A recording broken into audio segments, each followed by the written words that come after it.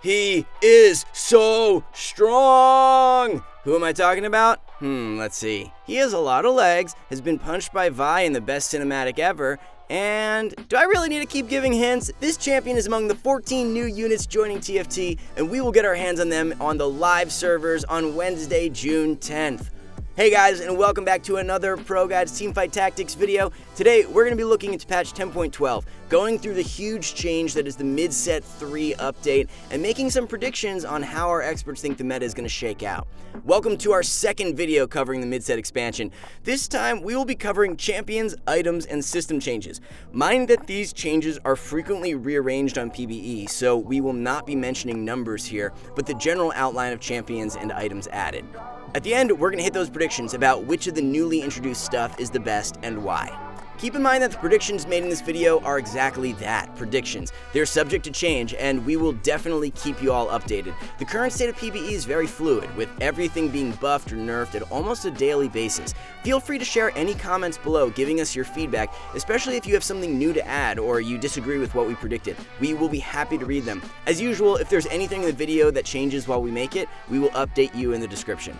Before we dive in, I just want to let you guys know that we have a Discord community and a new subreddit that are growing really fast. We have you to thank for that, and we want to continue building our community and helping you be a part of it, so make sure you check the link in the description below.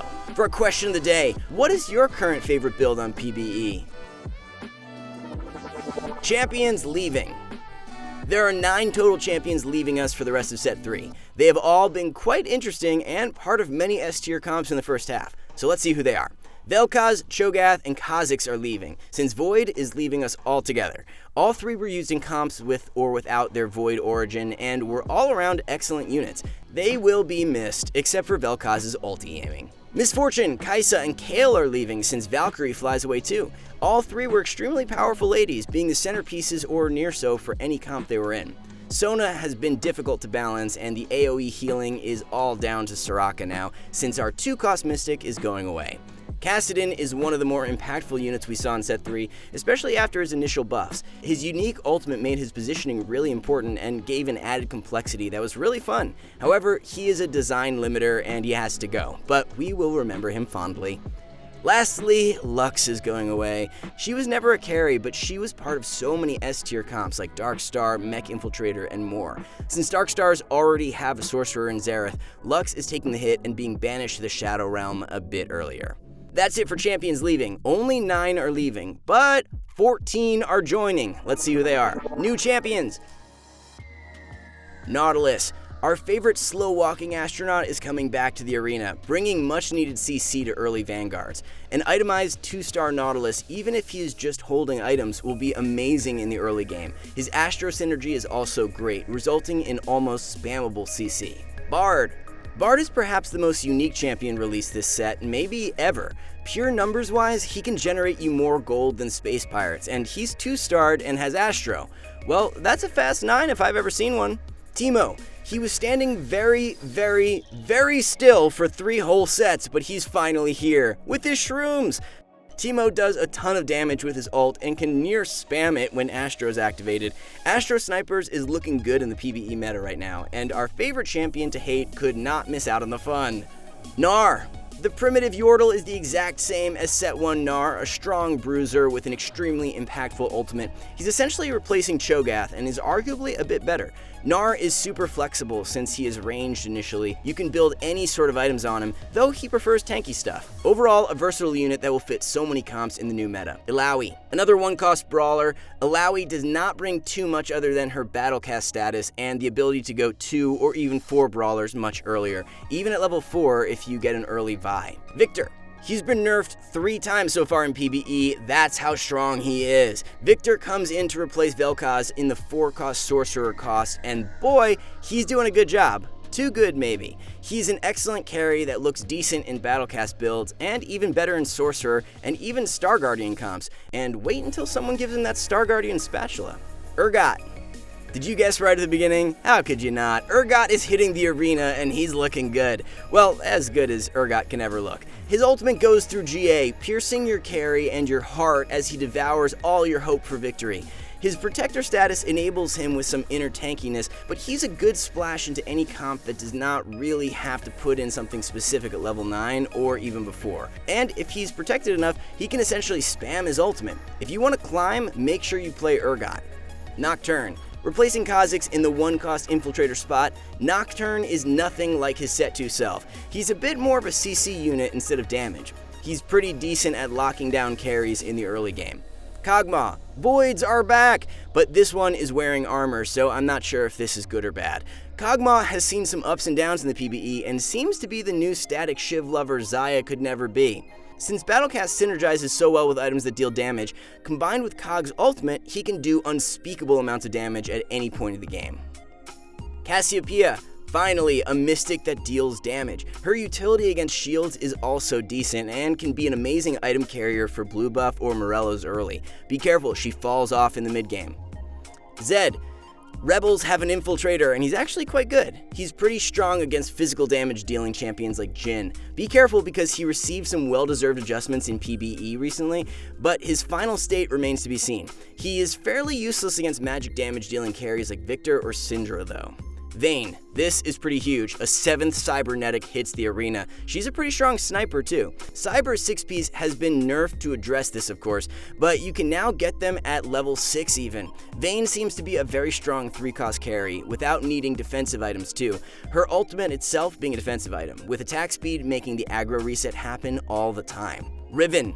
You thought we were done after Urgot? Well, no. BoxBox, Riven, is coming to TFT, and she looks so much fun! She is excellent in sorcerer builds, and has even seen play in 6 and 8 chrono in PvE.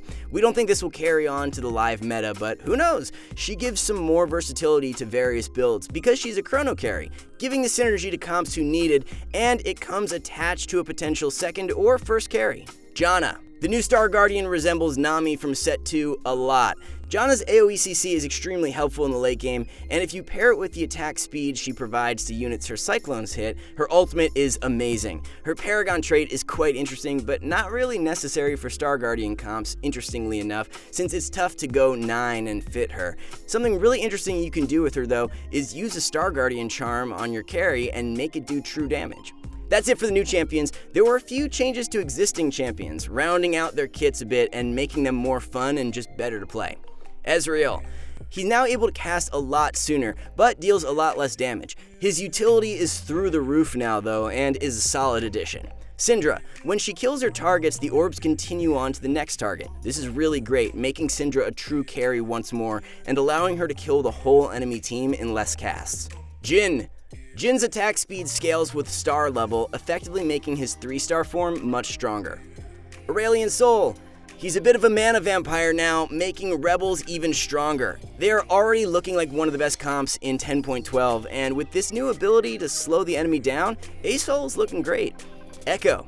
Okay, Echo is a real unit now. He slows attack speed, casts sooner, hits specific times instead of each unit, and, well, that's it. Do you really need him to do more? While 6 Cybers don't need him that badly anymore, he is now a really strong standalone unit that can be even used as an expensive tech to counterattack speed-oriented comps. Item changes. There aren't any really new items, but there are some major reskins and tweaks to many of them, so let's go over them. Infinity Edge now lets you crit all the time, but the crit damage added is quite small. Rapid Fire Cannon now makes it impossible for your carry to miss, and though it's not bad, units that can really benefit from it don't really want it, like Jhin or Aurelia. Seraph's Embrace is now called Blue Buff, and sets the user's mana to 20 after casting, meaning the effect can no longer stack. Demolitionist Charge is replaced by Battlecast Armor. This item was problematic from a design perspective, and although we love Kai'Sa, we're not sorry to see it go. Chalice of Harmony has been renamed and redesigned. Its new name is Chalice of Power. At the start of combat, the holder and their neighbors gain 30 AP for 20 seconds, which can be quite nice, but usually not something you would go for like Zeke's Herald. Giant Slayer has been changed to deal a significantly higher amount of true damage if the target has high health. It's really good against 3-star units and tanks now, truly slaying giants out there. Deathblade was nerfed by 5 AD per stack, not much to see here, still a really strong item. Hextech Gunblade now heals for more, but only on ability casts, making it a really interesting item since so many units have spammable abilities. It can be a legitimate sustain option. Jeweled Gauntlet now grants an additional 20% critical strike damage, making it less of a joke item and helping spellcasters scaling a lot. Luden's Echo. Star scaling removed. It now deals 200 magic damage per bounce, which makes this item even stronger in the early game, but probably just as weak later on. Warmog's Armor now grants 1000 HP total with no additional effects, but it makes the unit wearing it so tanky. It is now a legitimate early slam, even on carries, provided you later replace them. These item changes are all quite welcome, and we will see how they shake out in the meta. The Infinity Edge change is particularly interesting and pairs really well with physical damage dealing units. Giant Slayer also seems really strong on PvE. System changes. There were a few system changes, but they are really impactful. The Tier 3 champ pool expanded from 16 copies to 18 copies of each champion, making it possible for 2 people to 3-star their carry. Champions now sell back for almost their full value. Riot experimented with full value first, but it became a bit too inflationary, so they dialed it back a bit. Nico's help always works now. If there's nothing left in the pool, Nico will create a temporary extra champion just for you. This cuts down on counterplay in the endgame, but it relieves a lot of frustration. The roll odd's been modified a bit at level 9, increasing the chances for 3 costs at the expense of 4 costs. Predictions! There's so many things to look at right now since people are feverishly experimenting on PvE. Our analysts seem to think sniper champions are quite strong, both old and new, and will be quite dominant in the new meta if nothing changes. The trait has already been nerfed a bit on PvE, but the champions remain really strong and fit into many comps. Jhin, Teemo, and Vayne are looking really good, and even Ashe has shown some life. Riven might not be the new Kayle, but she can be close. She's a rather versatile carry with a good origin that can flesh out a comp really well. Expect to see her a lot in your games come Wednesday. New Echo and Aurelion Sol will be much more sought after, both in the respective comps of Cybernetics and Rebels, but in other comps as well, teched in for the utility of their ultimates. Make sure you splice them in if you think their ultimates are going to help you. It might mean the difference between first and second. Syndra and Guardian are the Star Guardian stars, for sure, next patch. Syndra's change makes her a legitimate carry alongside Victor in a Sorcerer comp, and a great carry in a Star Guardian one. Similarly for Janna, she is not a must include since Star Guardians find it tough to go to 9, but if you high roll her, go for it. True damage never hurt anyone, well, except your enemies. Also, Janna will be a really strong tech when you're playing a non-Star Guardian comp and suddenly face a Vanguard or high armor enemy. She can be a really good tech for many comps, not just for her Paragon trait, but also for her excellent CC and attack speed buff. Well, we couldn't end predictions without Urgot and Victor. Urgot can be used in any comp and be anything from decent to godlike. This versatility, along with his relatively strong Protector class, giving new life to Protector builds, is enough to put him on our radar. He should be on yours too if you want to gain some LP in 10.12. Victor will also be a stable part of the rest of Set 3, since his kit and class make him a really strong add into a lot of comps, especially Sorcerer-related ones. And that's it for our mid-set review and predictions. Riot has already said that while they might make some changes, most of the content we saw in today's video will stay unchanged. Make sure you play the OP stuff and get out there and climb that ladder. Thank you so much for tuning in. Let us know which comp you think will dominate in 10.12. And if you want to get better at TFT, why not visit ProGuides.com, where you can find challenger coaches who will help you reach your dream rank. Thank you again for watching, everyone, and we'll see you in the next video.